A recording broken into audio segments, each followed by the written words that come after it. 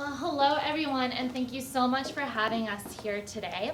Now, Melissa Dawes, we are so excited about your opportunities, and we can't wait to get started on our recommendation, but we're going to do a little bit of an introduction first. My name is Kira, and these are my colleagues Chow and Gage, and together we make CKG Consultants. Now, you have a lot of goals going forward, and we're very, very excited to show our recommendations for you. And we are confident that under our guide, you will be able to reach your goal target and expansion targets, as well as creating a national sustainable organizations that benefits your double bottom line for many years to come. So again, we're focusing on your main vision here, building on autism-friendly future where infrastructure and employment considers the need of everyone. So going forward with our presentation, we kept in mind that the goal here is to make sure that people with autism benefit from your organization and that they will be able to be wonderful contributing members of society that go into the tech industry and create wonderful developments. So a few of the issues that we've seen that we're really looking to solve for you today. The first one being is that we need to decide how you want to move forward as either a not-for-profit or a social enterprise. We've come up with a plan that's going to be able to allow you to comfortably move forward along in the future. Next, what we need to see here is we want to see the ability to expand. We want to be in 10 cities by 2018, and I believe that if you follow our stream here, you're going to be able to exceed this goal and if not comfortably achieve it. Lastly, what we want to be able to find for you is some sustainable funding. Going forward, again, we need to be able to make sure that you are well funded throughout. Focusing right now, what you're going to see is that we have a way to devise a plan that's going to get you started, and there is going to be a recurring element to it that's going to allow you to continue. So we looked at a few of the other issues that we looked at in this situation here. So first of all, one of the main things we need to do is to find clients efficiently and effectively. Now you have your database, so you need to make sure that going forward when finding clients, you utilize your staff properly and effectively to get the best amount of people coming in so that interview process is a lot smoother. Again, you're also wanting to acquire permanent residents, so we need to gather the funding together to be able to afford that, as well as adapting the organizational structure. Now going forward, you were considering both a not-for-profit option as well as a social venture option. So choosing either one of those means you're going to have to change some of the organizational structures, hire a few more people here and there. So we'll be looking into that in a little bit. Look into your organization. What we have is here first, Melissa Dole. You have the drive and intensity to build this organization, and one of your mission is to give back to the community, to utilize the students' ability and to stress on capacity building. And you have 10 years of experience in this industry, and you have your networking and proof of concept. You have a stellar reputation. There's a lot of testimonial saying that their children and their teenagers, how they benefit from this program and how you help them to find their future career. And unwavering demand. Ontario is the province that we have the population and economic growth. The software developer is a upcoming, it's a booming industry, and there's a lot of need in Canada of software developer. Staffing. Right now, you have full-time 3 support staff, and you have part-time facilitators to help you run this program. So what we're looking to do is to tap into the Ontario market that we found to be approximately 250,000 children right now that are suffering from autism. And what we're able to do is by trying to attract a single 1% of those 250,000 people, you're going to be able to be booming and sustain long term. So that's going to be our overall target for you. Now, what we've noticed is there is very little direct competition right now in your industry. You're niched in the market where you're currently sitting as the only company designing or aiding autistic children with the ability to program and looking at the computer design. Now there are other not-for-profits and other charities looking to aid with autism and the autistic children. However, your niche with the tech element is one that's going to be able to differentiate yourselves later on here. Then the last one that we needed to really consider is the funding. How are we going to fund our recommendations, and what is going to be sustainable, and what are we going to be able to replicate years and years upon each other in order to keep this moving forward and help as many children as we can? So we, as a consultant, investigating your organization and show this chart to you. If you go with not-for-profit option, you will have 5% market share, which equals to 12,500 customers. And facilitators to student ratio is 3:1, which you can have a small class that have more focus on your students. And student per class, maximum 15 students. Financing options. You have 2 grant options, which are the startup grants for the first 2 years, and the grants from the federal government.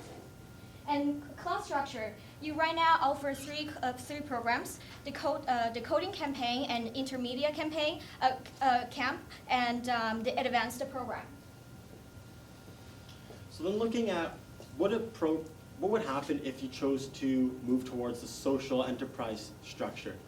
What you see is that the need to reach, the number of students that you actually need to reach drops considerably. We only need you to reach 1% market share in order to be sustainable and to keep going year after year. And furthermore, you're able to really change the program structure around that allows you to do this. What you're then able to do as a social enterprise is change your facilitator structure to a 5:1 student to teacher ratio, as well as it opens up an unlimited sort of market on where you can take your program curriculums. As a not-for-profit, there was a little bit of restriction that you were going to see depending on where the funding comes from. Specifically with the government, they want it to align with current high school curriculums. But as a social enterprise, you're going to be separate from that, and you're able to really take your curriculums to an area where you're hitting the students, and what specifically, and what I think is more important, is that you're going to be able to target it to the employers and the universities. And this, as the end goal, is where you want your students to go, and I think that's a big help moving forward. So clearly this is a tough decision. You have these great 2 options here, but we do really want to focus on is helping as many people as possible while also growing your organization to across Canada, and again, reaching your goal of 10 cities by 2018. So we put together a decision matrix for you to show that in all, social enterprise would be the best possible option for you. And I'm going to go over this very briefly. So we figured that your expansion opportunity to reach that 10 cities by 2018 goal is incredibly important because it allows you to reach out to so many more students who need that help and who can go into society with these technical abilities, which is amazing. So we put that as our highest weight. And again, with social enterprise, after that growth, you will be able to reach out to so many more people across the country. Another part we wanted to focus on was funding sourcing. Now, with grants and also the opportunities for philanthropists to get involved, we decided that not-for-profit would be an easier way to get funding compared to social enterprise, but we'll show you in a few slides that in a few years you'll actually be incredibly self-sustainable. Now, finally, partnership ventures. We decided that those were equal, and this is again one of our higher ranked programs here. So in all, they're about the same. We figure with, as a not-for-profit or a social enterprise, you're still going to be able to reach out to the tech community to get those guest facilitators, as well as universities. So in all, we don't feel like going as a social enterprise would be a risk to garner guest speakers as well as guest universities and locations. So how it's going to work, we have 4 parts for our recommendation for you. A marketing strategy to move forward as a social enterprise. A program structure, because again, the classes are going to be changed a little bit from this point on. an organizational structure so you know what the best place to put new employees will be, as well as source funding, how you're going to get the money, how you're going to be sustainable, and how this company is going to grow across the country to 10 new cities, as well as reach as many students as possible and over 1,000 by 2017. Talking about marketing strategy, right now we want your organization to be fully exposed to the Ontario students and families. So we decided to have offline and online two presence. Two channels work together. Primarily, right now you're doing the cold calling and emailing. And we suggest you to set up school campaigns to reach out to counselors in person to pitch this program. And we have involved this affiliate sites in your program, which gives you more larger audience outside Ontario region. And we want you to reach out to community centers and to do advertising. For online part, we suggest you to start online paid campaign. The very important part is social media. We suggest you to go with Facebook paid campaign because Facebook, based on research, 18 years old and between 18 years old to 25 years old, there's 35% of them are on Facebook. And with Facebook paid search, Facebook paid campaign, you can target the very specific demographic, their age, their hobbies, and their location. And also, we want to suggest you to make an intro video and put it on YouTube. The 2 minutes intro video will include who is Cognitive Initiative, who are we, how to join us, and what programs are we offering. And the last but not least, we suggest you to go with SEO. SEO is very long-term focused, but online presence is more and more important. So we suggest you to have a specific online marketing directors to associate with your volunteers to optimize your search engine optimization. Organization structure. Right now, at 2015, you have Melissa, yourself, and your 3 support staff. Your and paid part-time facilitators. Your 3 support staff, they don't have a specific role. So what we suggest here is to set up 4 departments and assign them responsibilities that specialized in finance, volunteer program, and our course program director. And a new hire is marketing director. Under the volunteer director, there's 2 new hires. Together, 3 of them will run the volunteer program, and they will establish a partnership with schools, high schools and universities, and also tech companies. So under the program director, right now you have 5 part-time facilitators. This will not going to change. What we suggest here is to have guest facilitators from the tech companies, because tech companies they're very strong in Ontario, and those tech companies would love to give back to the community. Also, you will have volunteers to do admin works to run this program. So then what we need to look at is how we're going to change the physical in-classroom program in order to align as a social enterprise instead of the not-for-profit. So what we see as we want to align ourselves with the social enterprise is that we suggest that you're focused on the intermediate and the advanced classes instead of the introduction ones. What this allows you to do is take your students and really progress them into the tech world instead of having a place where students are coming as a hobby. The difference being is the students you help are going to see a greater impact if they're able to really advance their skills to an employable level instead of one that may be more just on a hobby base. Secondly, what we see is a staggered move into an increased program fees. The reason we need to do this is, firstly, we need you to be able to accommodate smaller classes as well as stronger programming. This means getting maybe more experienced instructors and facilitators into the classroom.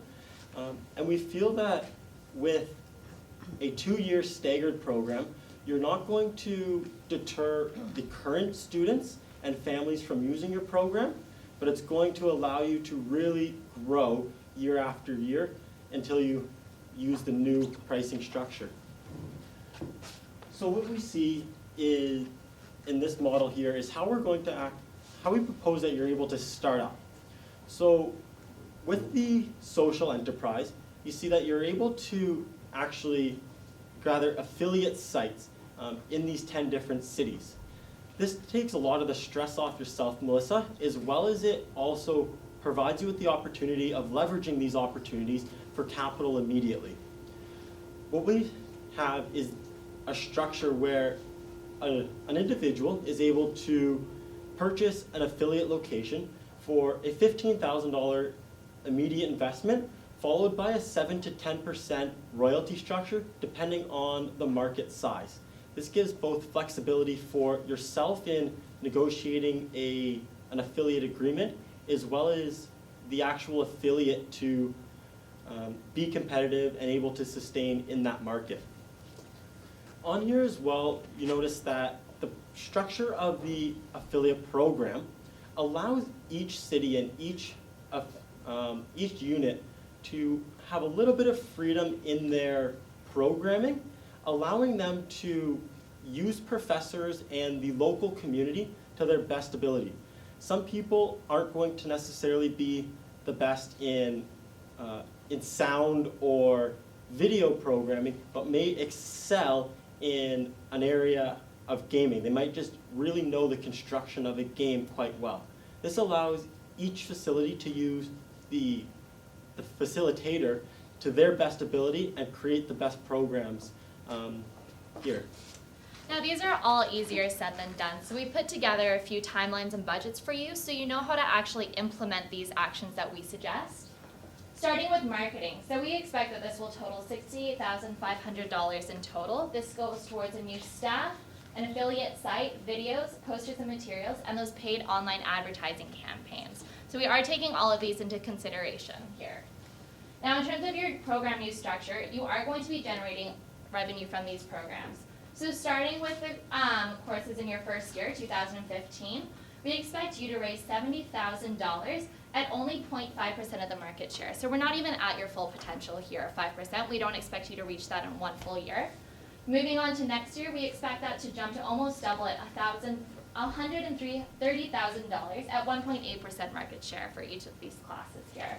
So again, it's going to take some time to tap into that 5% full market share there, but we expect in given time you will reach it and you will be maximizing your profits, which will be wonderful. Now for the affiliate program, we expect you to also generate additional revenue as well as helping additional students as each school, as each program grows bigger and goes across the country. So in your first year, we expect you to sign 2 more partners. In 2016, that will jump to 5, and in 2017, reaching to over 1,000. So again, within 3 years, we'll be helping over 1,000 students across the country become active coding members of society with their autism in mind. Now again, total in 2017, you're going to be grossing your revenue at $282,000. $282,000 there, which will be wonderful for you. Now, we have a few risks that we'd like to go over. We identify the 5 main risks.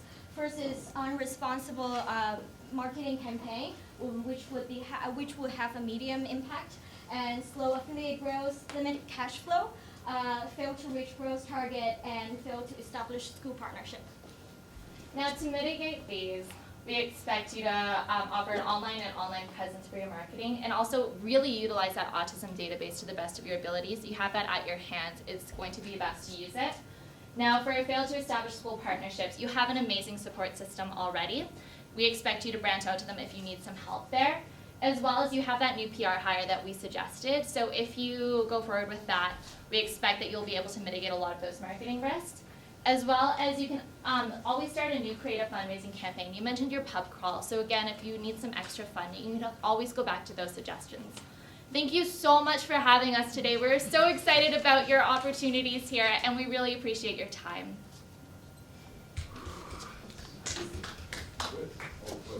Don't apply. We're not allowed. 5 minutes from now. We'll allow it. I have a question about your affiliate sites. How do you ensure the same quality that you would provide yourself in these affiliate sites? So one of the requirements that we have for these affiliate sites is actually that they partner with a local college or university. What this partnership is going to do is really allow them to draw on the knowledge of the professors and the instructors at these institutions to ensure that the education is up to par with the other institutions. On top of that, we have assigned $10,000 in the affiliate sites in the marketing budget. What we're gonna use with those money, we suggest you to have collaborate with universities and research with universities and set up the rules and your affiliate program to ensure that the your affiliates will suit your standard and optimize in other regions. I have been looking at real estate, and I noticed that you spend a lot of time talking about whether I rent or buy. Was that strategic? And it was strategic in the sense that right now your current partnerships with the classrooms that you're renting out is serving your need. Unfortunately, I don't think it is the best time right now for you to purchase a location, but as you've seen, the growth potential coming up in the next few years is huge, and we may be able to reconsider in a few years' time.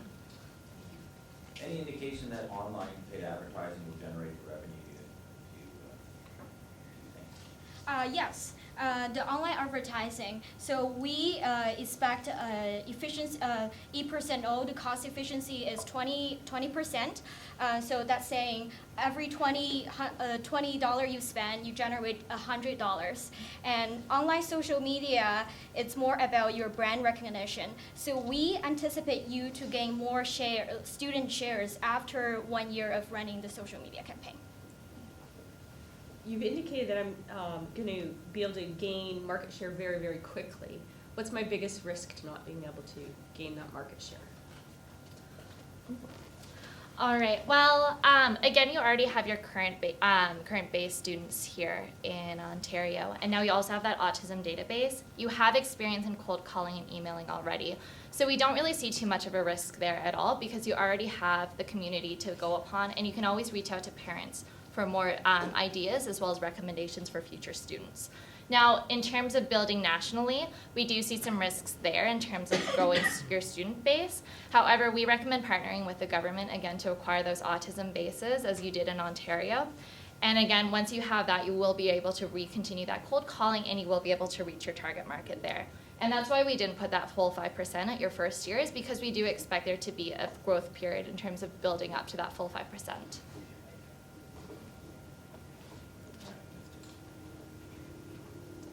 Thank you.